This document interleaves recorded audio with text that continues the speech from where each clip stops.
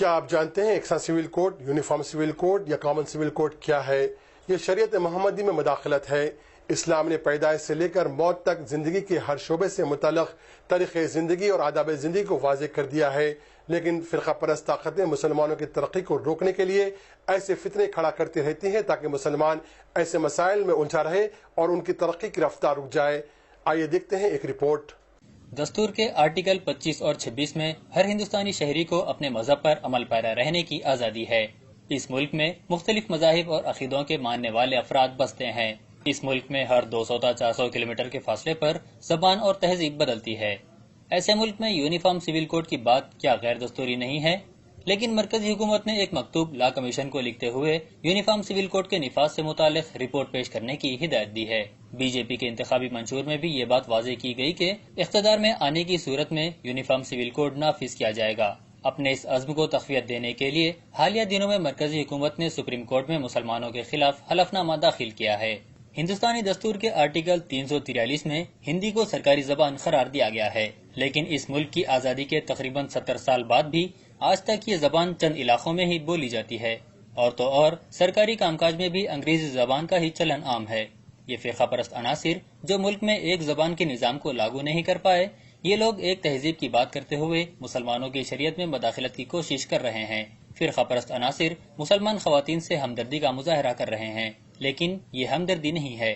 اگر ان عناصر کو مسلمانوں سے سچی ہمدردی ہے تو مسلمانوں کو سرکاری ملازمتوں، تعلیمی اداروں اور انتخابی حلقوں میں ان کی آبادی کے تناسب سے موقع اور تحفظات دیے جائیں، اور اس سلسلے میں سچر کمیٹی کی جانب سے دی گئی سفارشات پر عمل آوری کی جائے۔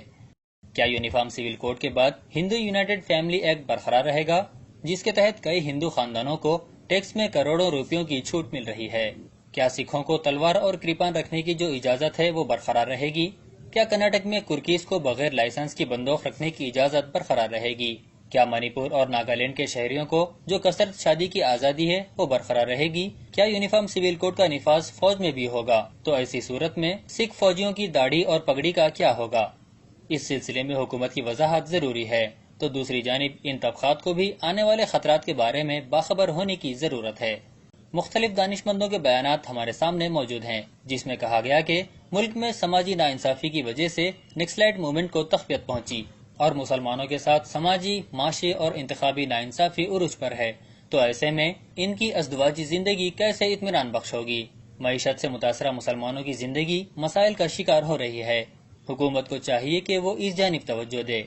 یکساں سول کوڈ ان مسائل کا حل نہیں ہے، بلکہ یکساں مواقع موجودہ حالات کا تقاضا ہے۔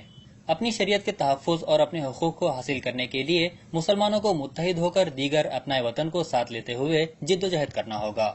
اس سلسلے میں ہیومن رائٹس پروٹیکشن فورم کی جانب سے یونیفارم سول کوڈ کی مخالفت کرتے ہوئے دستخطی مہم شروع کی گئی ہے، تاکہ عوام کو فرقہ پرستوں کے عزائم سے واقف کروایا جائے اور صدر جمہوریہ ہند کو دستخطوں پر مشتمل رجسٹرز پیش کیے جائیں۔ مساجد کمیٹی کے ذمہ داروں، سماجی کارکنوں، تاجر پیشہ افراد کی کمیٹیوں اور نوجوانوں سے گزارش ہے کہ وہ اس مہم کا حصہ بنتے ہوئے اپنی رضاکارانہ خدمات پیش کریں۔